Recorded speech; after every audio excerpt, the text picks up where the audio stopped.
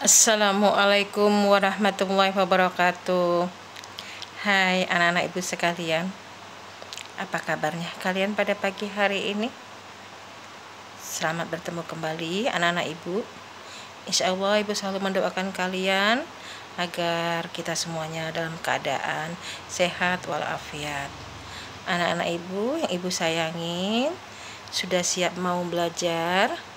Ayo sebelum belajar, marilah terlebih dahulu kita berdoa, memohon kepada Allah agar pembelajarannya kita pada pagi hari ini diberikan kemudahan dan pembekalan ilmunya nanti bisa sampai pada saat kita nanti menjadi besar nanti dan berguna.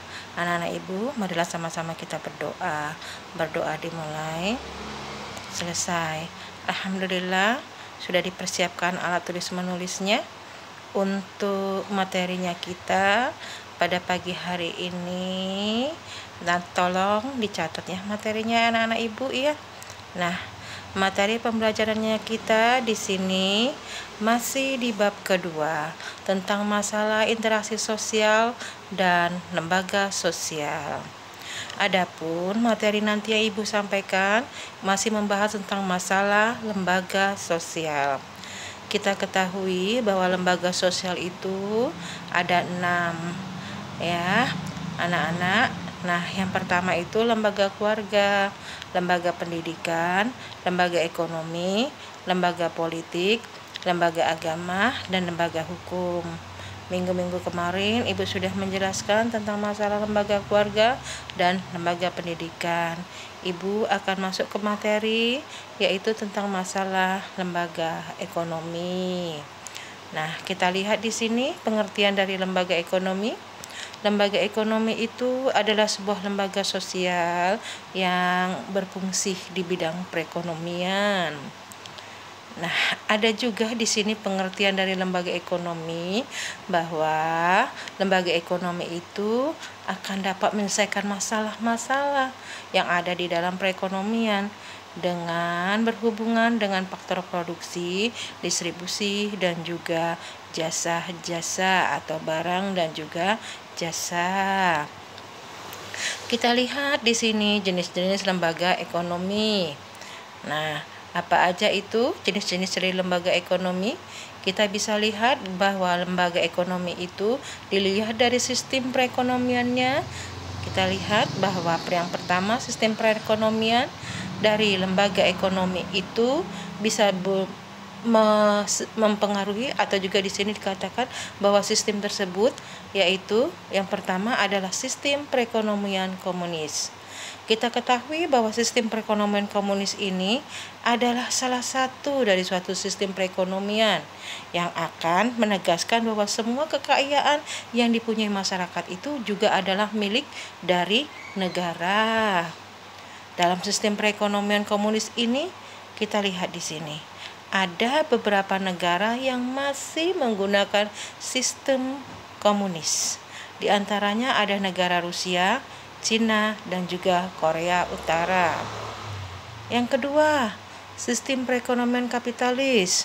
Sistem perekonomian kapitalis di sini yaitu jenis sistem perekonomian yang mengutamakan adanya persaingan antar masyarakat. Kekayaan yang dimiliki itu bisa menjadi milik sendiri tanpa adanya urusan campur tangan dari negara atau tidak ada urusan dengan negara.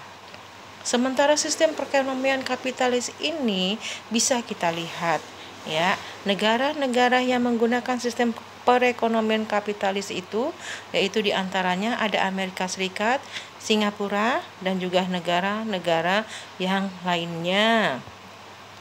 Kemudian yang ketiga, sistem perekonomian Pancasila. Dalam sistem perekonomian Pancasila ini sebenarnya tidak begitu asing dan dari negara kita. Karena negara Indonesia ini menggunakan sistem perekonomian yaitu Pancasila. Karena kita ketahui bahwa Pancasila itu adalah ideologi bangsa Indonesia yang selalu kita lihat di sini yaitu dalam penerapannya di dalam perekonomian kita juga menggunakan yaitu sistem Pancasila. Dalam sistem perekonomian Pancasila ini, di sini berada di antara komunis dan juga sistem perekonomian kapitalis yang pada dasarnya dia akan mengkolaborasikan masalah keadilan, kemakmuran, dan juga kepercayaan dari masyarakat.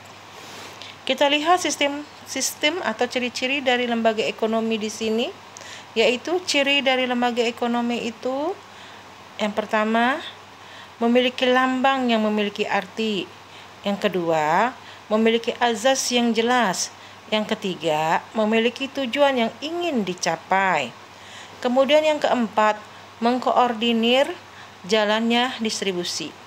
Yang kelima, merupakan unit yang bekerja. Keenam, menggunakan ajasnya yaitu gotong royong dan juga kekeluargaan. Yang ketujuh, karyawan memiliki jiwa kewirausahaan. Kedelapan, mengawasi jalannya roda ekonomi. Kesembilan, bersifat kokoh.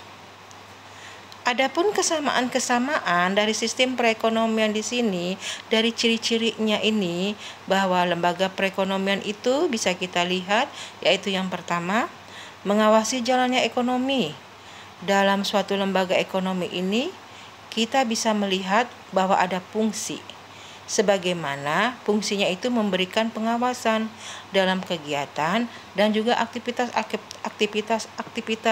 perekonomian yang pada dasarnya bahwa aktivitas perekonomian itu memerlukan adanya pengawasan. Yang kedua, bersifat kokoh. Lembaga ekonomi ini memiliki sifat yang kokoh. Kokoh di sini artinya mempunyai payung hukum yang jelas. Payung hukumnya itu tetap tidak bisa diganggu gugat. Yang ketiga, azas gotong royong.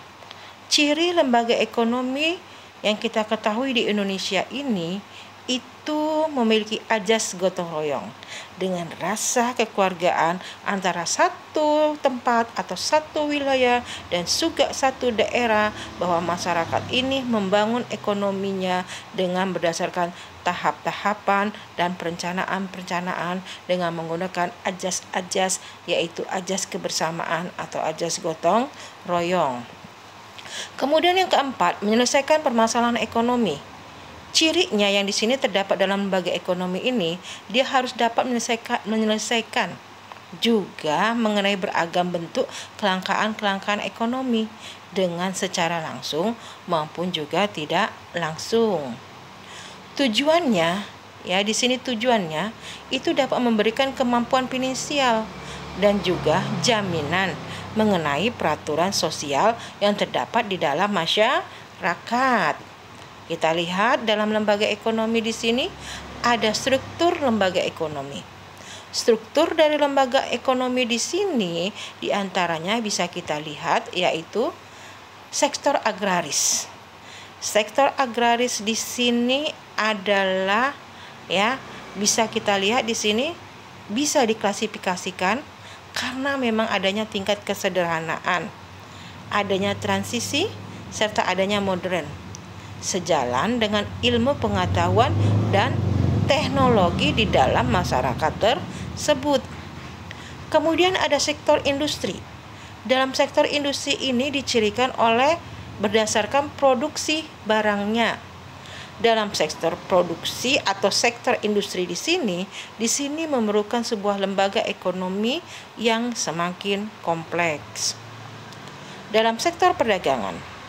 Sektor perdagangan di sini ini merupakan suatu kegiatan atau aktivitas distribusi barang dari produsen dan juga ke konsumen. Sektor ini akan mengembangkan tatanan sosial untuk menjalin hubungan antara pembeli dan juga antara penjualnya.